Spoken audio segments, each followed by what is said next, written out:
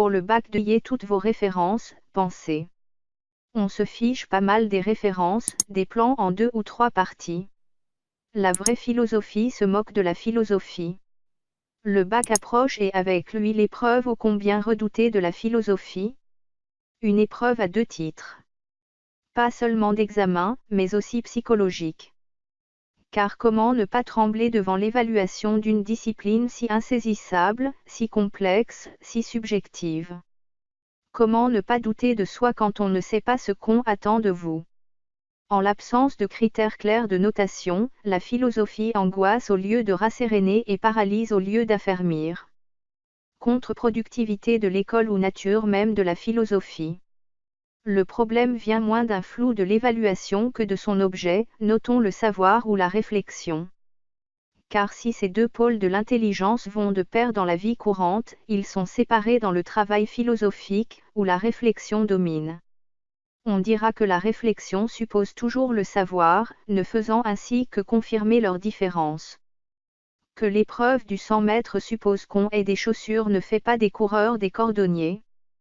Or l'institution scolaire, qui tremble de réveiller la guerre des programmes, 1975 à 2005, tente de concilier les deux, apprendre des savoirs et exercer sa pensée. Synthèse louable mais inaudible pour des élèves à qui, depuis le début de leur scolarité, on répète qu'il faut répéter. D'où 2 types de réactions, l'impuissance et la panique. L'impuissance de ceux qui ne font rien sous prétexte qu'on ne sait rien, la panique de ceux qui veulent tout savoir alors qu'on ne peut pas.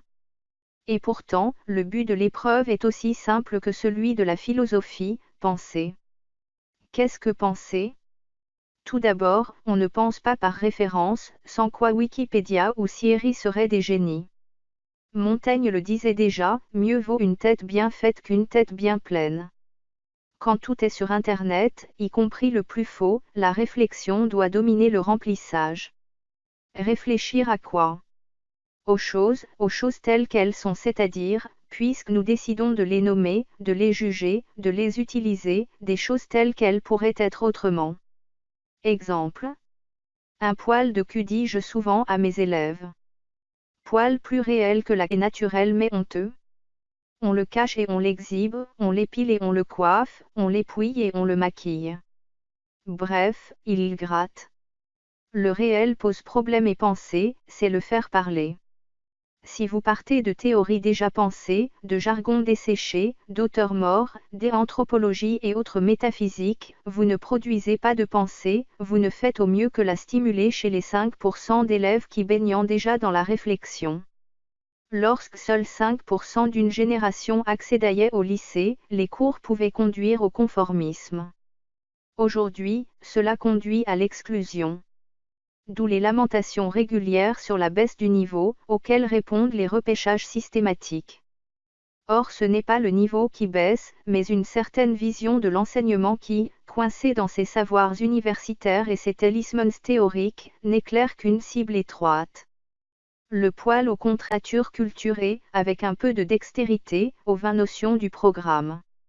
L'erreur des programmateurs est de partir de ce qu'ils sont, de l'éminente culture qu'ils ont si chèrement payée, et d'imaginer que, par une nouvelle application de la théorie du ruissellement, les échanges de savoir produiront la richesse des idées.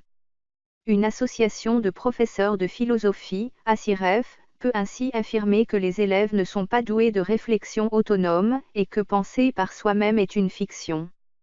La philosophie doit sortir de sa caverne. D'où des critères d'évaluation simples, que je constate chaque année en commission d'harmonisation, combien une copie pense-t-elle? Le problème du sujet a-t-il été compris, la réalité gênante qui l'interroge est-elle décrite, dépliée, traitée, résolue?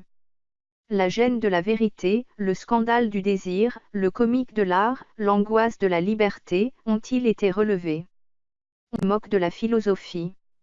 Mettre la pensée en difficulté par des réalités poisseuses, hybrides, intolérables, nous sortir des plaies toutes d'une société qui affiche plus qu'elle ne voit, qui signalise plus qu'elle ne signifie, voilà son rôle.